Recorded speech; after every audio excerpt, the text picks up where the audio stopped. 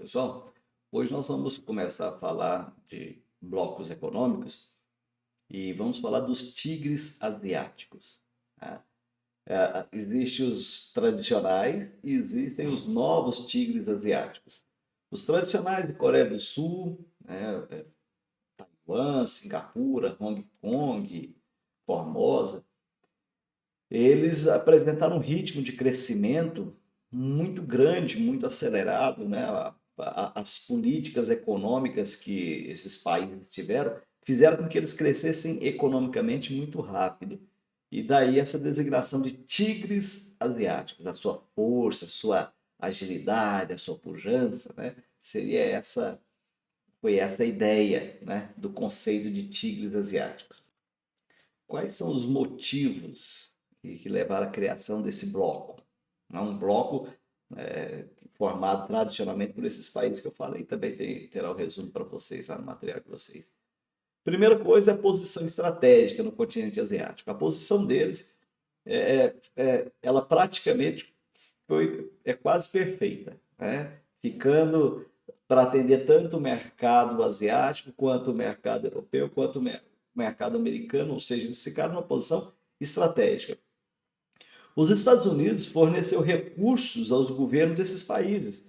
Houve investimento externo. Os Estados Unidos, por interesse deles, é lógico, porque era importante para eles, e eles ofereceram investimento para esses países. E também, dessa forma, dá uma freada na dependência de produtos chineses, que não resolveu muito essa estratégia. Também teve os motivos foi investir nos governos em educação, incrementar o sistema de água, luz, transporte, para atrair capital e indústrias externas. É uma coisa curiosa. Um país tem que estar bem para atrair capital. Um país quebrado, um país arrasado, um país com economia frágil, um país com economia cambaleando, um país que não traz garantias econômicas, não atrai investidores. Eles melhoraram água, transporte, educação, e isso tudo trouxe investimentos. Mão de obra barata, eles também tinham, né? E disciplinada. O princípio deles, da religião, né? Acho que a maioria lá são confucionistas, né? Confúcio, eles são muito disciplinados, é completamente diferente de nós aqui. Não é que nós sejamos indisciplinados, é a nossa cultura. Por exemplo, lá eles têm um amor pelo trabalho. A vida, a religião, enquanto para nós aqui, a maioria cristã, a salvação é em Cristo, ou seja, está consumado, ele já fez tudo por nós, cabe a nós algumas práticas, né? A religião me ensina isso, algumas práticas religiosas, alguma mudança de conduta. Lá, para eles, a salvação é nessa entrega ao trabalho. Então, veja a diferença, né? Lá, o feriado, o final de semana, folga, para eles é uma coisa que eles não desejam, ao contrário de nós aqui. Para nós, o trabalho, para a maioria da população brasileira, o trabalho ainda é um castigo. Então, é uma mudança filosófica. Muita gente pensa assim, eles trabalham mais. Não é que trabalham mais, eles foram doutrinados aquilo ali. Eles são mais doutrinados dessa vida a uma sociedade industrializada, assim como europeus e outros. E nós não. Nós ainda não. Nossa geração não teve uma geração doutrinada com a industrialização. Vocês vão perceber, por exemplo, aqui no nosso município, agora, recentemente, que chegaram as indústrias, há pouco mais de uma década, né? Vai formar 10 anos aí, então, 10 anos, na verdade. E, com certeza, as próximas gerações já vão ver como natural horário de acordar, mudança de turno, uniforme para trabalhar, equipamentos de proteção individual, coisas que a gente não via aqui, começam a ver por causa da indústria. Lá naqueles países, eles já estão muito além, né, nessa convivência com indústrias. Então, eles têm uma mão de obra barata e disciplinada, que isso é muito bom para a indústria. Não sei se é muito bom para a vida das pessoas. Não sei se é muito bom para um pai, não sei se é muito bom para um filho, não sei, mas para a indústria é excelente, é o que a indústria quer. Pessoas que só pensem no trabalho, pensem no trabalho, mais nada. Algo a gente questionar, debater, cabe muita conversa em cima disso, tá? Mas assim, vamos ver a realidade deles, é essa. Eles tiveram apoio de grupos econômicos, né, que também tinham interesse nos produtos que eles iriam exportar. E aquilo que seria produzido, o preço que teria aquilo, a quantidade, muitos produtos agregado valor neles, ou seja, eles com pessoas qualificadas agregando valor àquilo. E, claro, nós não podemos negar os tigres asiáticos, eles é que permitiram, eles acabaram sendo a base de apoio para essa evolução industrial que nós tivemos, né? China ali do lado deles ali também. Mas o que há motivos, os novos tigres asiáticos, falamos dos motivos, algumas razões, mas nós temos os novos tigres asiáticos.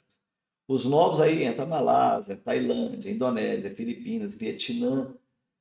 Esses aí, com estrutura operacional mais precária, mão de obra mais barata e numerosa, países mais populosos, e teve o seu desenvolvimento como que eu posso dizer? O seu desenvolvimento não os livra de problemas econômicos, ou seja, eles desenvolveram, mas eles têm problemas econômicos. Eles passam por problemas econômicos. Esses novos tigres asiáticos foram agregados depois. São pequenos que estavam ali de forma como fosse satélite, fosse eles circulando em torno dos tigres asiáticos, que começaram a fornecer mão de obra barata, porque a população cresceu muito, uma tendência de país pobre a população cresce muito. As razões são várias. A questão de escolaridade altera muito a questão de números de filhos. Enquanto mais se estuda, menos filho tem na média, né? No geral é assim. Quanto mais estuda, enquanto mais escolaridade, menos filhos tem. As pessoas elas passam a pensar, a querer ter um padrão de vida melhor enquanto mais estudam. E os países pobres ali, população muito grande, população, muita gente, vocês sabem o que acontece? Mão de obra barata, eu posso pagar um salário menor, olha. Tem muita gente. Quando tem uma população lotada ali, e a indústria não precisa ela não necessita de uma mão de obra muito específica, ou seja, ela precisa de gente para trabalhar, de peão mesmo, uma população grande assim é ótimo para eles. Por quê? Porque o camarada não reclama de salário.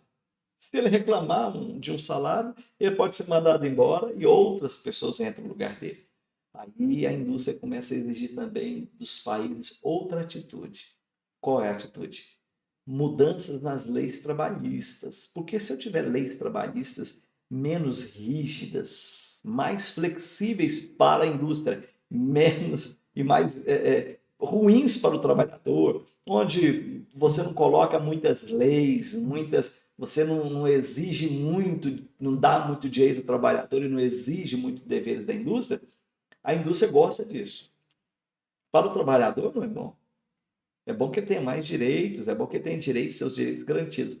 Mas a indústria luta por isso, né? O setor econômico quer isso, quer que a mão de obra seja barata e com o mínimo de direito possível. É claro que nós temos que sempre coibir os exageros, né? Sempre estar atento a isso, estar estudando e vendo isso aí. Então, esses países, esses novos tigres asiáticos que eu falei para vocês, eles não cresceram tanto quanto os tigres, têm mais problemas econômicos, eles têm seus problemas econômicos, eles têm o fato de estarem crescendo, o fato de terem sido agregados aos tigres asiáticos, não os livra de problemas econômicos. Tá? Eles ainda têm inflação, e são vários outros. E problema econômico gera problema social. Isso os dois andam atrelados, a economia e, e os benefícios para as sociedades andam atrelados. A gente as benfeitorias para a sociedade. Então a gente tem que pensar muito bem nisso. Os novos tigres asiáticos também tiveram investimento japonês, né? Tiveram investimentos externos aí, que foi muito importante. E nós temos então esse grupo curioso, interessante para estudar. Eu vou deixar o material para vocês vão ler esse material e depois vão fazer as atividades online. tá bom? E vou ficar guardando as dúvidas de vocês, questionamentos de vocês. Leiam com bastante atenção esse material, tá bom? Bom trabalho.